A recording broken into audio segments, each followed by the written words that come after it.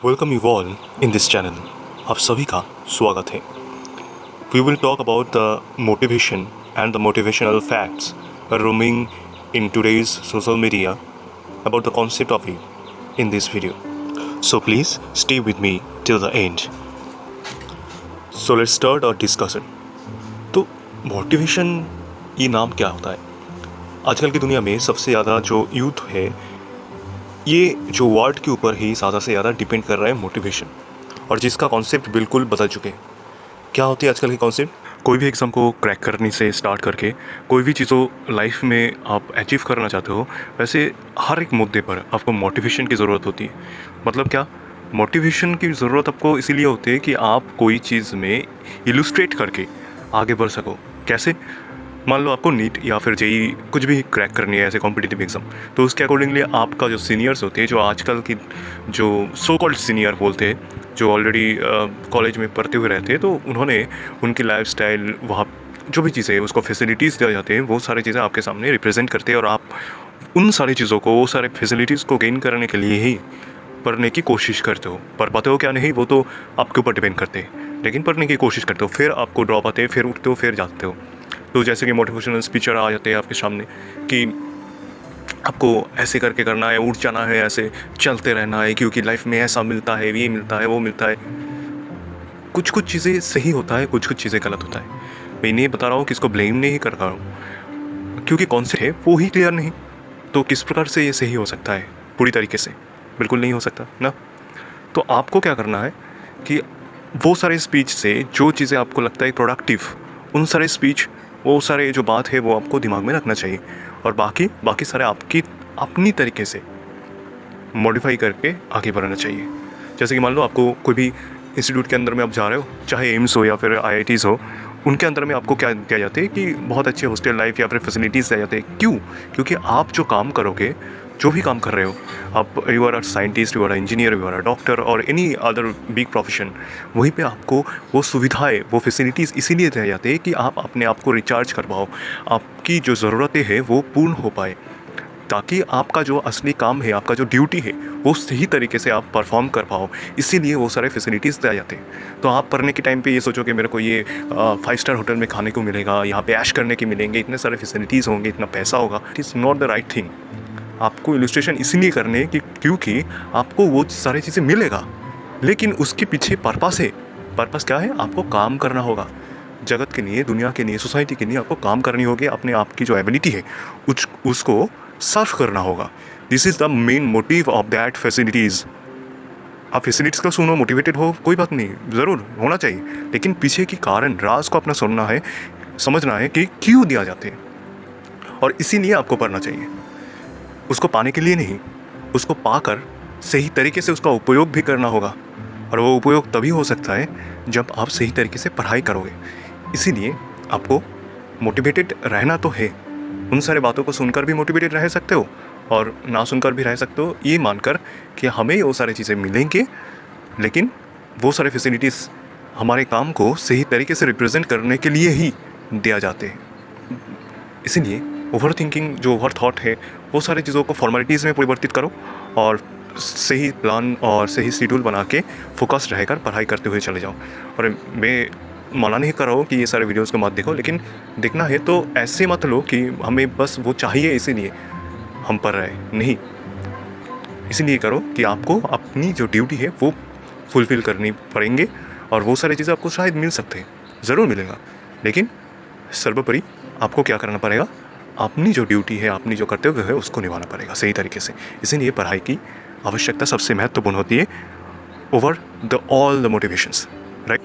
तो ये जो सारे आपके सामने आज तक टेम्पोररीली जो मोटिवेटेड रहे होंगे, तो आज वो सारे टेम्पोररी चीज़ों को आप परमानेंट कर सकते हो ये कॉन्सेप्ट के साथ। वो सारी चीज़ों को भी सुनो, यूज़ करो, देखो, और उसके पीछे की राज को समझो, और अपनी काम पे फोकस करो।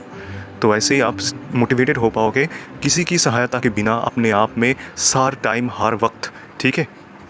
और किसी किसी बंदे को ऐसे भी प्रॉब्लम होती है कि उसको मोटिवेशन की ज़रूरत इसीलिए होता है कि आप देखते हो कि कुछ चैप्टर्स अपने कर लिए, 1 चैप्टर कर लिए, 2 चैप्टर कर लिए, फिर आपको उठने की मन नहीं करते क्योंकि आपके अंदर में टायर्डनेस हो जाते हैं। मानता हूँ टायर्डनेस होता है बहुत ज़्यादा, लेकिन उसके बाद क्या करनी है आपको?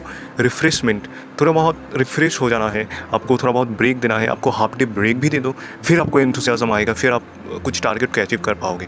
ठीक है, आपको चैप्टर करने के बाद बहुत ज़्यादा एक यूनिट कर लिया, चाहे कुछ भी, शायद इवोल्यूशन बहुत ज़्यादा बड़ा चैप्टर है, ह्यूमन पॉपुलेशन के बारे में आपको पता होना चाहिए, मतलब बहुत सारी चीज़ें आपको पढ़ना पड़ता है। तो बहुत बड़ी-बड़ी चैप्टर जो करते हो मैक्सिमम करके फिज़िक्स को या फिर केमिस्ट्री का, बायो का चैप्टर जो बहुत बड़ा होता है, उसके बाद आपको फटीग हो जाती है ब्रेन और दिमाग। ये मतलब नहीं है कि आपको फिज़िकल स्ट्रेस, मेंटल स्ट्रेस इसीलिए आ रहा है कि आप को मोटिवेशन की ज़रूरत है, नहीं। आपको काम करना होगा क्योंकि आप मान लो कि आप डॉक्टर बनते हो या फिर इंजीनियर बनते हो, कोई भी चीज़ें को आप इवोल्यूट करते हो, कोई भी चीज़ों को आप डिस्कवर करते हो, तो उसके पीछे की कारण आपको अल्टीमेटली पता होना चाहिए और आपको कंसिस्टेंट रहना होगा।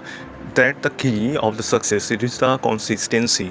आप डॉक्टर बन गए हो तो आप ये तो नहीं कि एक दिन आपने देख लिया रोगी तो आपको अगले दिन भी उस रोगी को ट्रीटमेंट करने के लिए जो मेडिसिन आपने उनको दिए, वो सेकेंड दिन भी आपको सेम जो पैसा है वो आपको बिना ट्रीटमेंट के ही दे दे।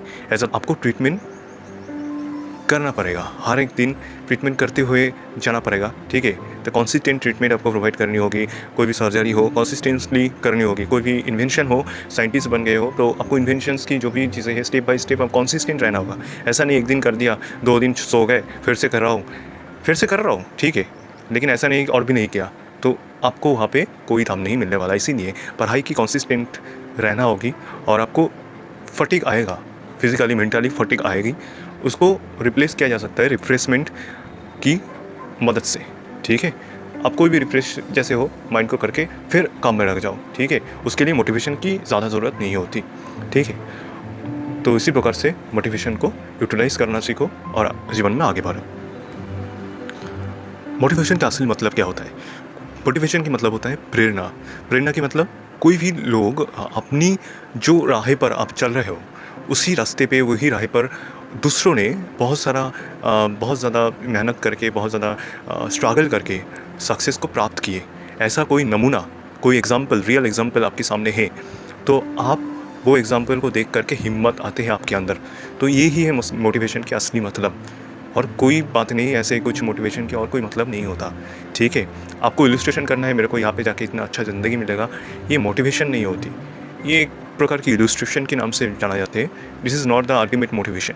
मोटिवेशन का मतलब होती है प्रेरणा। ठीक है, और आपको कुछ मिलेगा ये करने के बाद, तो ये मोटिवेशन नहीं, ये एक डिज़ायर बोल सकते हो, इलस्ट्रेशन बोल सकते हो।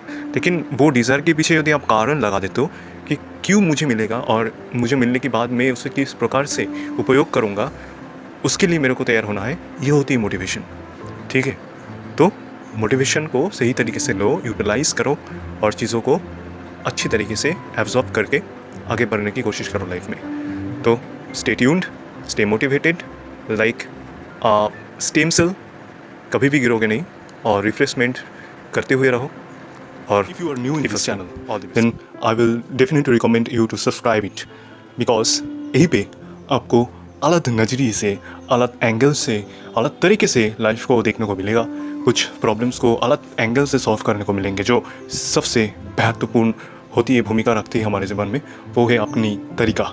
तो कुछ अलग मिलने वाले हैं, ये आपको वादा कर सकता हूँ। तो इसीलिए ये रिक्वेस्ट है आप अपनी तरीके से। और for the more details you can watch the other videos in this channel along with the intro video।